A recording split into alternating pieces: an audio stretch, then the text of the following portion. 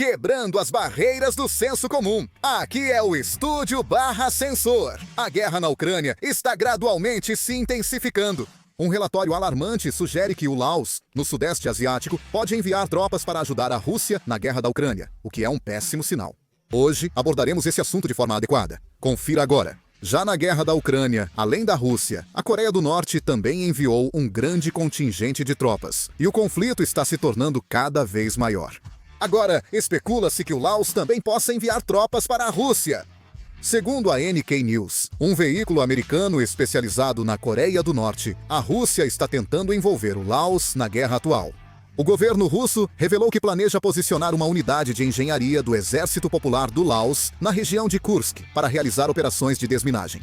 Devemos ter cautela com a informação, pois a fonte é o Serviço de Inteligência da Ucrânia. Porém, como o Laos já fornece apoio médico à Rússia, aparentemente já ocorreram discussões sobre o assunto. Kursk foi a primeira região russa atacada por forças terrestres ucranianas. Há a possibilidade de uma unidade de engenharia do Laos ser enviada para cá, e relatos indicam que os governos do Laos e da Rússia acordaram provisoriamente em enviar até 50 engenheiros. Uma força de apenas 50 pessoas provavelmente não mudará significativamente a situação da guerra. De acordo com os relatos, a Rússia planeja enviar uma unidade de engenharia do Laos para Kursk, alegando que realizarão operações de desminagem. O Serviço de Inteligência ucraniano revelou que se trata de uma tentativa de intervenção militar da Rússia, disfarçada de projeto humanitário.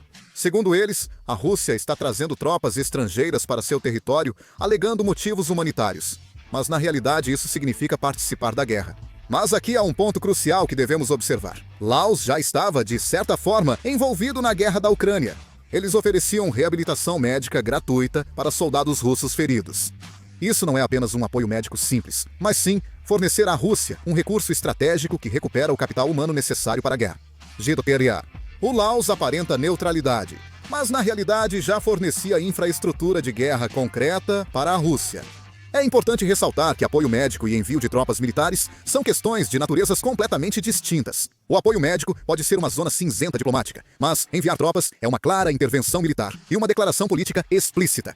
No momento em que o envio de tropas se concretizar, o mundo passará a ver Laos como um país pró-Rússia em guerra. Isso teria grande repercussão internacional. A lógica da expansão da guerra será fortalecida. A presença oficial do exército do Laos em território russo significa, para os países ocidentais, que a Rússia ganhou mais um aliado de guerra. Como resultado, o apoio dos Estados Unidos da América e da OTAN à Ucrânia inevitavelmente aumentará, com provável aceleração da guerra de informações, cibernética e apoio militar por parte do Ocidente. De fato, como Trump costuma mudar de política rapidamente, ainda é necessário observar mais para ver o que acontecerá. Ao menos os países europeus verão isso como uma crise e buscarão oferecer mais suporte. Atualmente, Bulgária e Polônia oferecem ajuda, mesmo que de maneira um pouco estranha ou desconfortável. Se o Laos oficializar o envio de tropas, países com sistemas políticos e estruturas econômicas semelhantes, como Camboja e Bangladesh, também podem começar a cooperar com a Rússia. Isso sinaliza fortemente que o presidente Putin está formando uma aliança, acelerando ainda mais a formação de blocos entre o Ocidente e as novas ditaduras. Você pode perguntar se enviar apenas 50 soldados faz alguma diferença, mas, embora o número seja pequeno, o impacto diplomático será enorme. Com outro país enviando tropas menos de um ano após a Coreia do Norte, o impacto será ainda maior do que o previsto. Neste ponto, há um fato que precisamos destacar. A Rússia, definitivamente, não está satisfeita apenas com o envio de tropas do Laos. A Rússia está montando um sistema internacional de voluntários militares, liderado pelo Estado, em uma escala inimaginável. Em junho, Sergei Shoigu, secretário do Conselho de Segurança Nacional da Rússia, visitou Pyongyang de surpresa. O anúncio oficial após a reunião com o presidente Kim Jong-un foi chocante. A Coreia do Norte enviará mais 6.000 engenheiros e trabalhadores de construção militar para Kursk, na Rússia. O exército norte-coreano se prepara para enviar reforço de cerca de 30.000 soldados em breve. O exército norte-coreano está se tornando uma força tão importante que pode se tornar um dos principais pilares na linha de frente da guerra na Ucrânia, indo além de apenas apoio. E não é só a Coreia do Norte ou o Laos. A Rússia está atualmente recrutando soldados e trabalhadores de pelo menos 21 países ao redor do mundo.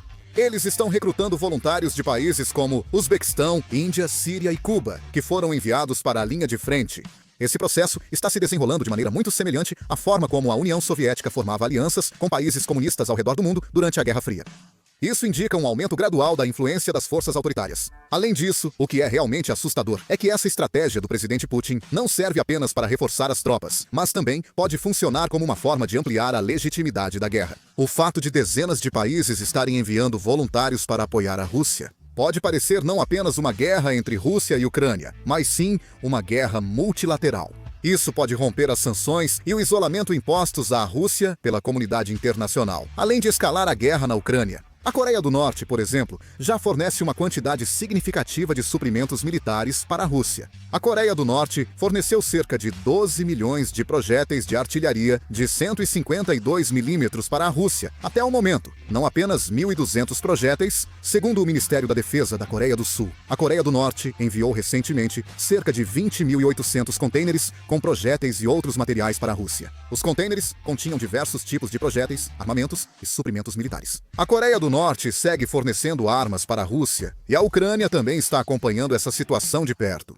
Na Coreia do Norte, a produção de armas e suprimentos militares ocorre ininterruptamente. Recentemente, foi relatado que cerca de 40% das munições utilizadas pelo exército russo na guerra da Ucrânia são de origem norte-coreana.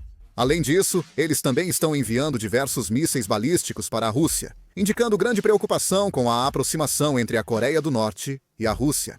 A Rússia está se esforçando para expandir o conflito, em parte devido às grandes perdas do exército russo, que eles tentam compensar. A vitória na guerra que o presidente Putin busca nunca é uma vitória tradicional, obtida apenas com armas e munições. O presidente Putin utiliza de forma complexa operações militares, estratégias diplomáticas, guerra de informações, política e guerra psicológica. Atualmente, esta guerra é mais uma luta para explorar as brechas da política internacional e da opinião pública do que combates diretos na linha de frente.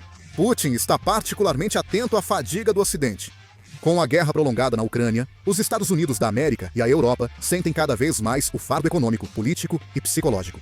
Ele segue explorando isso. Por exemplo, na Europa, com a continuação da guerra na Ucrânia, ocorre simultaneamente uma entrada de refugiados e inflação. Alemanha, França, Itália, Polônia e outros países já acolhem centenas de milhares de refugiados ucranianos, o que gera um peso social, pressiona o sistema de bem-estar e pode causar instabilidade política com o crescimento da extrema-direita. Em outras palavras, Putin está explorando a fadiga interna e as disputas políticas das nações democráticas para fazê-las vacilar no apoio à Ucrânia. Simultaneamente, ele incentiva diversos países a apoiarem a Rússia, indicando que o tempo está a favor dela. A Ucrânia depende do apoio mundial para vencer, já que a Rússia é muito mais poderosa. Porém, a Rússia tenta romper os laços entre a Ucrânia e o resto do mundo. Na verdade, para a Coreia, o fato de a guerra na Ucrânia estar se ampliando assim é algo muito ruim. Com o envio contínuo de tropas norte-coreanas para a Rússia, a relação entre os dois países tem melhorado significativamente. No dia 12 de julho, Kim Jong-un e o ministro das Relações Exteriores da Rússia, Lavrov, também se reuniram. Nesse processo, a Coreia do Norte avaliou que está compartilhando opiniões sobre questões estratégicas em um nível compatível com uma relação de aliança, mostrando o alto nível estratégico entre os dois países. A Coreia do Norte recebe armas e tecnologias modernas da Rússia em troca do envio de tropas. Recentemente, houve notícias de que a Coreia do Norte instalou o sistema de defesa antiaérea Pantsir S-1 da Rússia em Pyongyang. Além disso, está enviando funcionários para fábricas de drones russas a fim de obter tecnologia de drones. Mas se até o Laos tentar se envolver na guerra da Ucrânia, a Coreia do Norte, próxima do Laos, não ficará isolada diplomaticamente, e sim aumentará sua influência internacional. Para nós, é uma situação péssima. Portanto, a nosso ver, a guerra da Ucrânia não pode se alastrar ainda mais. O desafio é que, observando o cenário do conflito, não há como prever seu fim. A Rússia está avançando pouco a pouco no território ucraniano, mas esse avanço é muito lento. As baixas das tropas russas também são graves, e a luta segue equilibrada entre os dois lados. O fim da guerra é incerto, e pode se prolongar indefinidamente daqui em diante. No momento, as forças russas aparentam estar tentando avançar. Mas mesmo isso não está ocorrendo efetivamente. A intervenção do Laos pode ser mais do que apoio militar. Pode sinalizar que o equilíbrio da diplomacia internacional está prestes a mudar. Isso pode acelerar a formação de uma nova aliança liderada pela Rússia e intensificar o confronto com os blocos opostos.